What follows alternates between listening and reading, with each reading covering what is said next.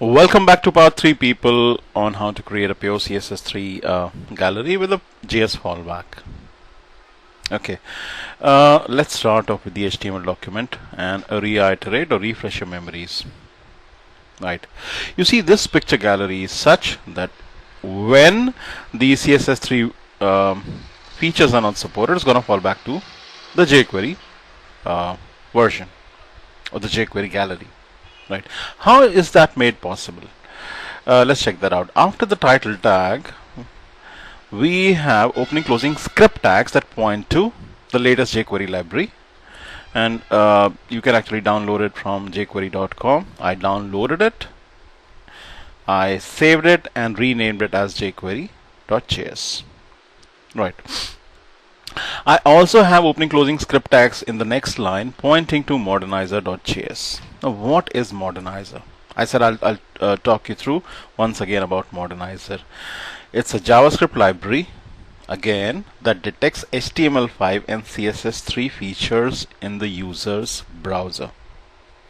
So what does it actually do? How does it actually work? You see,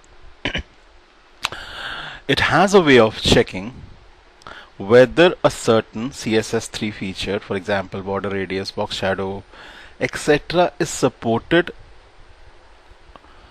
with that browser or not. If it is not supported, then it applies a class to the HTML tag. See, if CSS animations is not supported, it will add a class automatically to the HTML tag called no dash CSS animations or no dash box shadow, etc. But with browsers that actually support CSS animation, or let's say box shadow, the class name will be different. It will be box shadow instead of no box shadow, no dash box shadow, and CSS animation instead of no dash CSS animations. So whether it will apply that class to the HTML tag or not depends on the browser support. So it knows which browsers to add that class and which browsers not to add that class, so things will become very clear very soon. Also, it has a test. Modernizr has a test. Modernizr runs quickly on page load to detect features. It then creates a JavaScript object with the results and then adds classes to the HTML element of the tag for you to key your CSS on. Obviously, Modernizr supports dozens of tests, and there's one test called yepnone that allows you to conditionally load an externally found JS or CSS resource. So that's exactly what happened in our case. Where it found that CSS animations was not supported, it fell back to JS. Yepnone. And how do you actually download it? Very simply, you can get into the production. You can click on the production tab. Alright, and then you can click on the, just to be on the safer side, although you can slim it down and only support the features that you are including in your projects, or just to be on the safer side, you can click on the development you can click on the development version out here,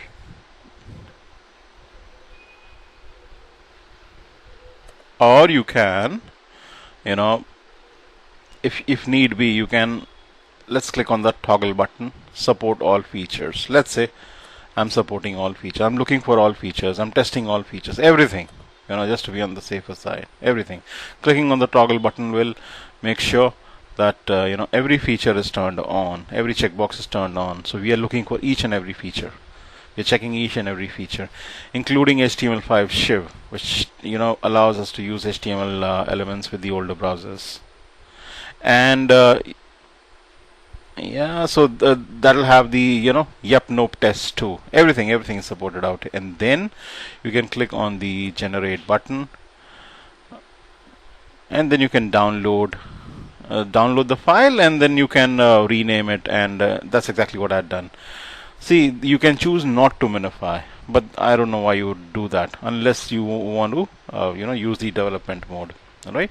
So either you can, only choose the features that you're looking at or you're testing or you are including in your projects, or you can just hit the toggle button and, select each and every feature. Or just to be on the safer side, you may want to select everything altogether.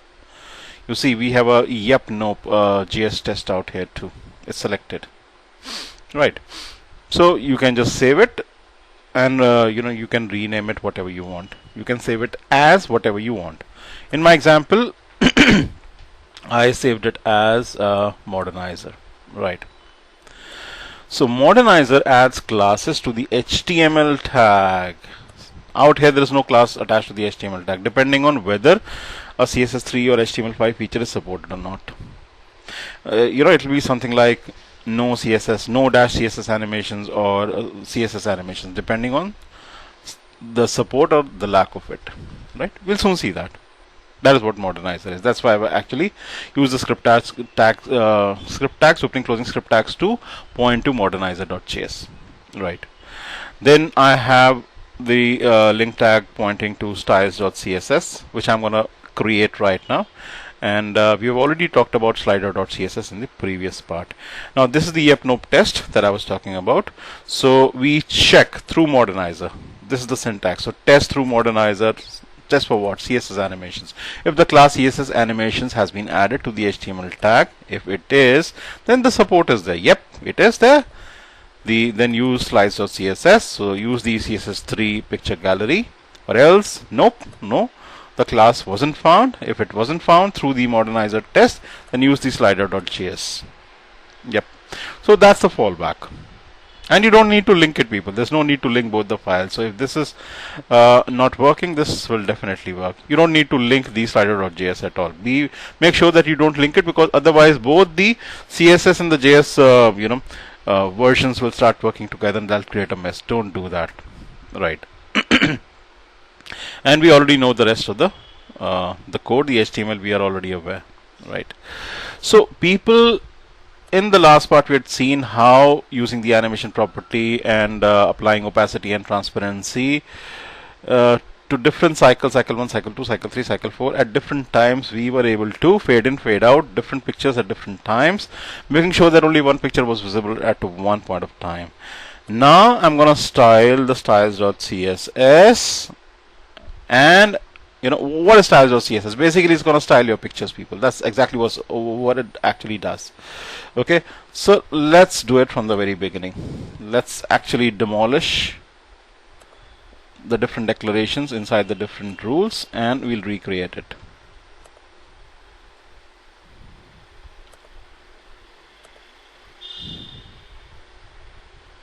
Give me a minute to do that. Okay. So I'm actually leaving the first rule as is, margin 0, padding 0. That's a small reset rule, people. Now with the first rule or the first class slides, I'm actually targeting the UL element or the UL tag, class slides. Okay. Now let's start with a margin of 30 and hit tab. It expands this way. But then I'm going to add auto out here. What this actually means is basically I'm using Emmet. It's a code assist plugin to code out real quick. It has been installed for Sublime Text 2. That's the reason I'm able to hit tab and expand the code the way you just saw. Margin 30px for top and bottom. For left and right, it's actually set. It's been set to auto. Okay. Now my pictures are 800, 600. So I'm going to set the width and height to that value. So width of 800. Plus a height of 600. Hit tab and you get the code this way. Display of block. Okay, that ensures that the width and the height are honored. And once you set the display of an element to a block, the width and the height are height are honored, and no adjacent elements are allowed. It occupies the whole width available from left to right. Okay, I'm going to use the list style shorten property and set it to none. That will hide the bullets, people. Okay, at the same time, pause dash R tab. So position relative. This is the parent. I'm setting the position property to relative because for li, the children item, I'm going to set it to absolute, and then I'm going to tuck all the pictures in the top left corner, as we had talked about in the previous part. Right. Now let's start with pause a tab, setting the position of the child element to absolute, because then I can use the left and top properties this way. So left 0 t 0. Right, so put a plus out here. So L0 t 0, that means left 0 top 0. Right, so the pictures will get tucked in the top left corner, all the pictures, so that will create the stack or a pile. Now M10, margin of 10 pixels, but I'm going to put a 0 out here. So for top and bottom, I need let's say a 10 px margin, but left and right I need no margin at all. Righto. At the same time, people, I would want my LIs to flush the entire width of width and height of 600 by 800 by 600 pixels. It's very simple. So you say width of 100% plus a height of 100%, because the parent element is 800 600, slides is 800. So your LIs are gonna flush the entire width and the height this way. And since the pictures are inside li, they're gonna occupy width 800, height 800. Very, very simple, people. So LIs are gonna flush the entire width and the height of the parent slides. Cool. Next, people, I need some box shadow all around my LIs or my pictures, because pictures are obviously inside LIs. And how do you do that? So I'm gonna use the box shadow property, again without vendor prefixes, but you should check the browser compatibility and you should apply vendor prefixes wherever necessary.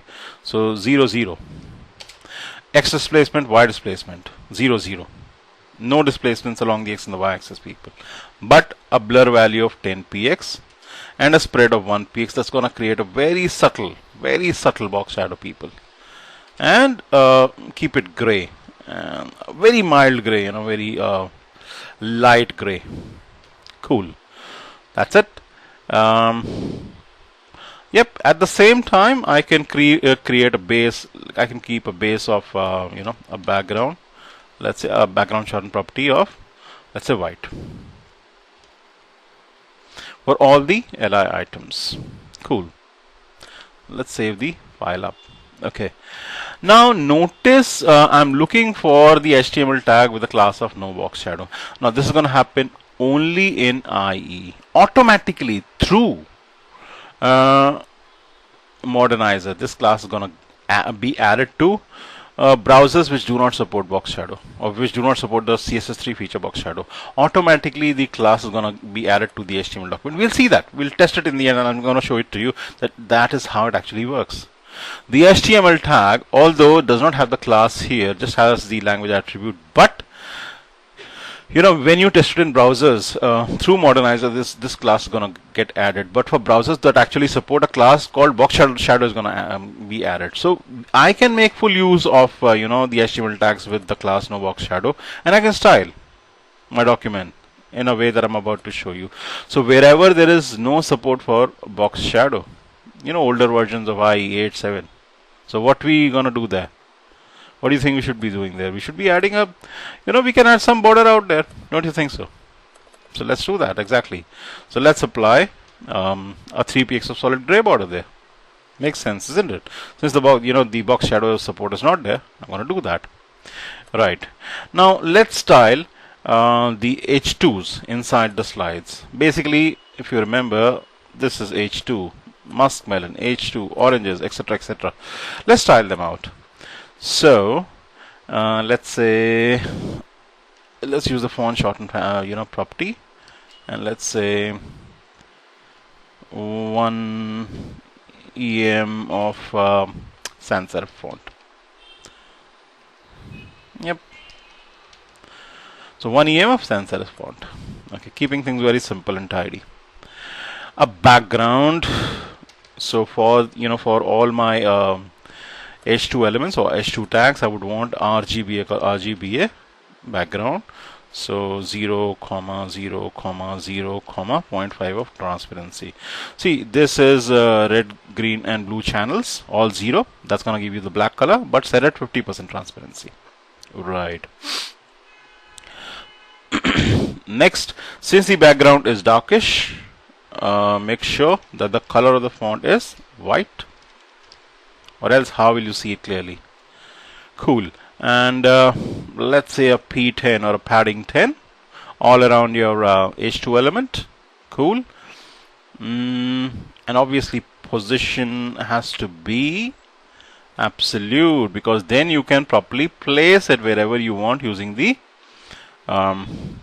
bottom and right. So B 20px, row from the bottom 20px, alright, and from the let's say the right 0px, tucking it to the extreme right corner, people.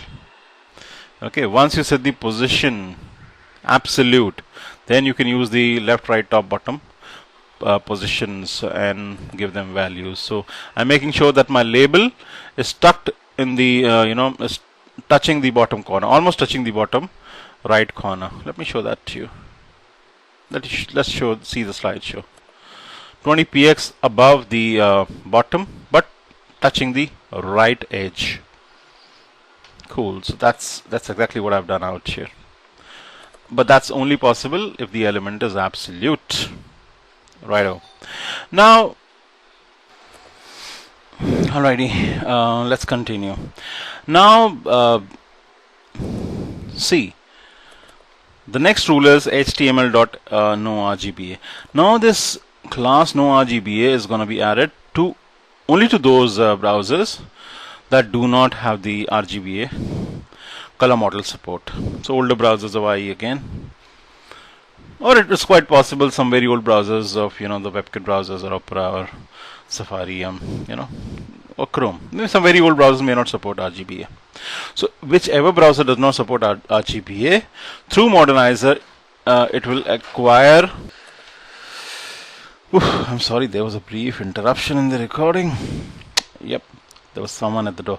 Anyway, so where was I? So whichever browsers, older browsers that do not support RGBA color model, the HTML tag will automatically acquire the noRGBA class, and once it actually does, then you can style it in a manner that I'm about to show you. So since the RGB, this has got to be RGBA, okay. So wherever RGB is not supported, so you won't get the transparency. So what you can actually do is you can use the background shorten property. Let's say set it to a darkish shade, but obviously that's not going to be transparent. So this is the fallback, people. Okay, and if you want, you can use a background transparent image too. Okay, a padding of let's say 5px. Why 5? Because just in case you would want the label to be inside and obscuring the picture. I'm actually keeping it outside, but just in case you want to keep it inside the picture, inside the frame of the picture, then it's good to have lesser padding, because then the obscured area or the obstructed area will be a little less. But if you're actually keeping it outside the way I'm actually doing so, you can actually keep a padding of 10px all around your H2 element. Okay, then you can obviously use the right 0 plus bottom minus 2 tab, but I'm going to change this px to em. Yeah, so a right 0, so basically it'll tuck itself to the 0, the extreme right edge, but since the bottom is minus 2 em, it's gonna the label is gonna chuck itself outside the frame of the picture. See, I've kept the padding as 5, because just in case you would want to keep it inside, since the background is not transparent, it's going to obscure the picture, and I would want the padding to be less, so lesser area is obscured. Let me show, just in case the browser does not have the no RGBA support or no box shadow support, how does that actually look, and that's going to be possible only with IE. So let me save the document up, and let's bring the local site folder up. Let's this time open the open the project with the IE. Alright.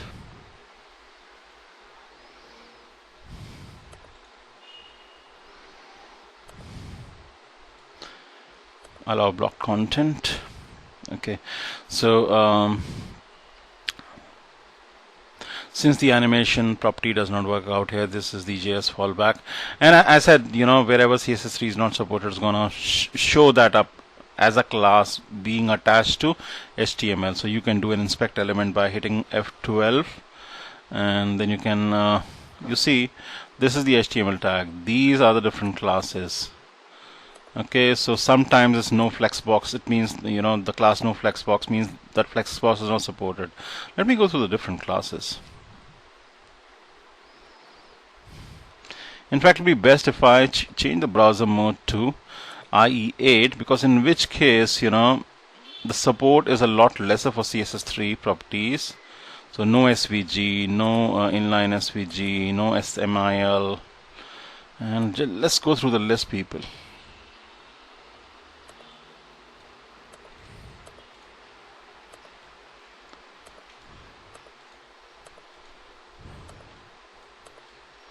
Actually looking for no box shadow, no RGBA.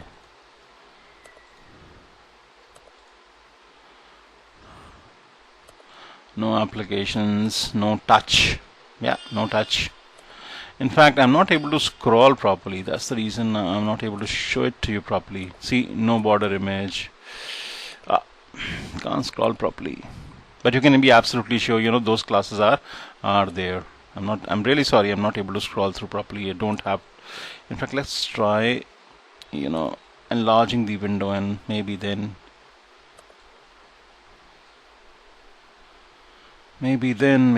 let's see. You see, no RGBA. You can see the class out here, no HSLA.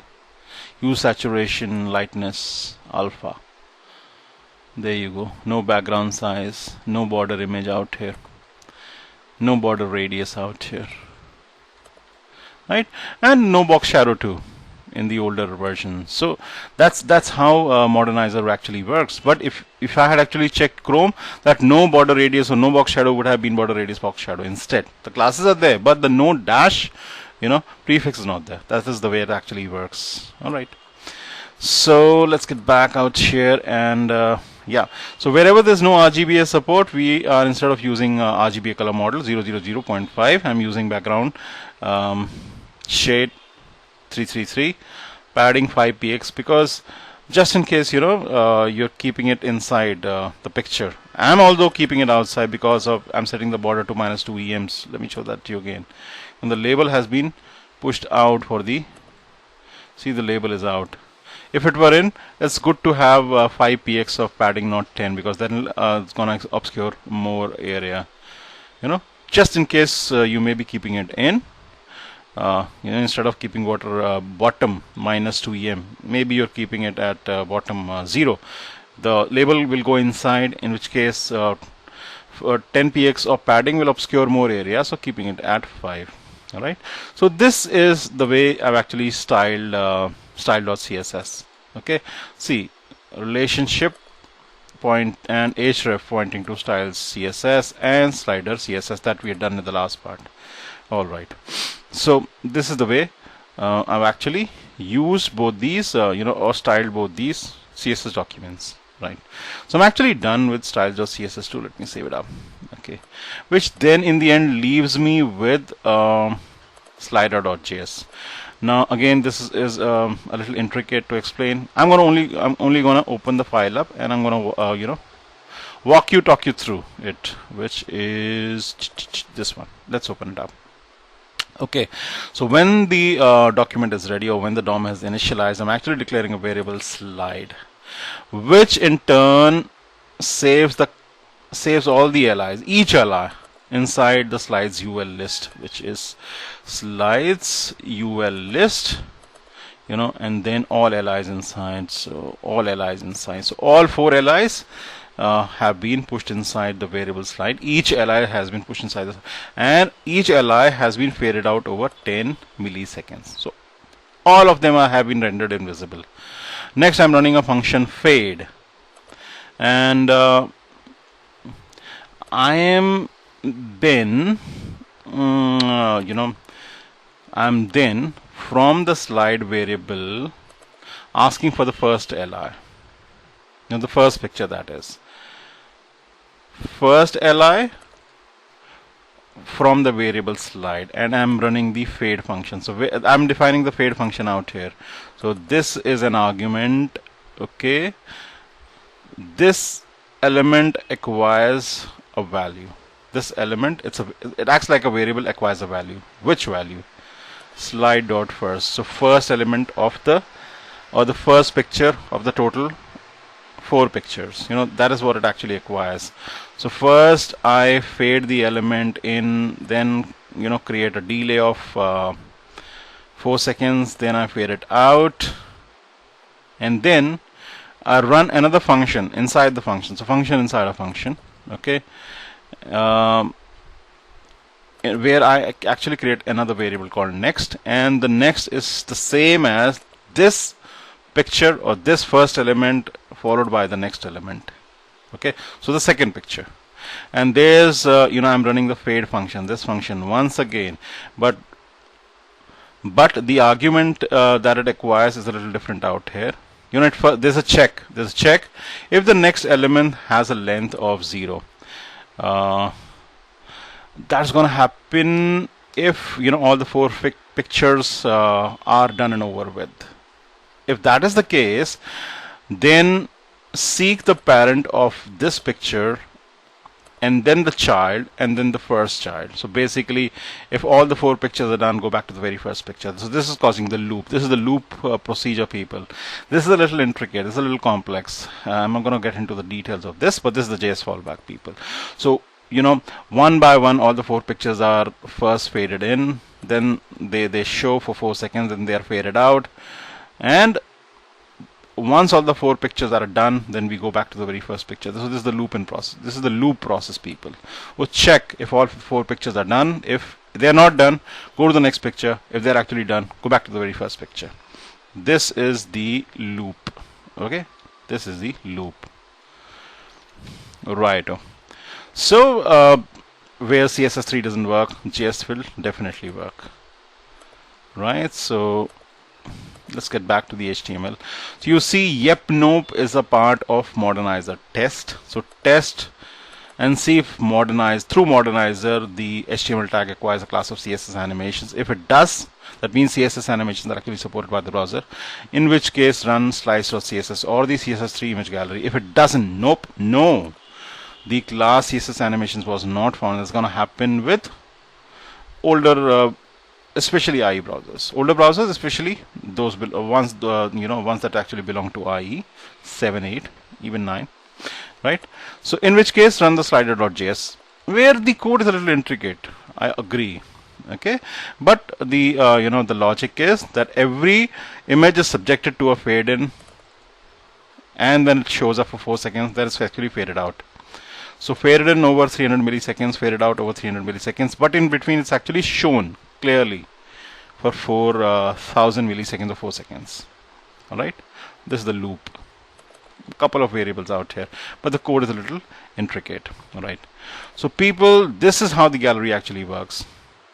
JS fallback for a CSS3 image gallery. We use modernizr, which a feature detection tool, checks for CSS3 features like CSS animations, box shadow, RGBA, color model, etc. So we have used fallbacks wherever they were required. For example, if there was no RGBA support, we had a fallback. If there was no box shadow support, there was a fallback.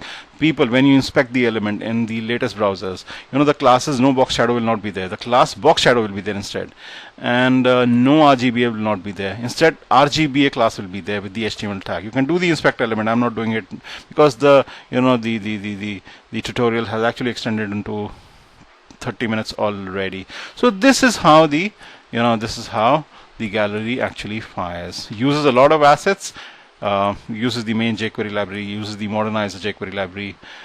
This is the zipped assets. These are the zipped assets that you can download from my website qualitylessons.net/downloads1. All right. So this was the slider CSS that I talked about in the earlier parts. Okay, this is slider.js that I just talked about briefly. This is slide CSS, this is style CSS. All the assets have been bundled together, people. All right, and this is the HTML document. So these are the 4 images inside a folder. So people, go through my go through these 3 parts slowly and steadily. And I have a slider CSS and a slide CSS and a style CSS. Am I actually using all 3? Slider CSS, slide CSS. What's this? Let me just open it. Give me a sec.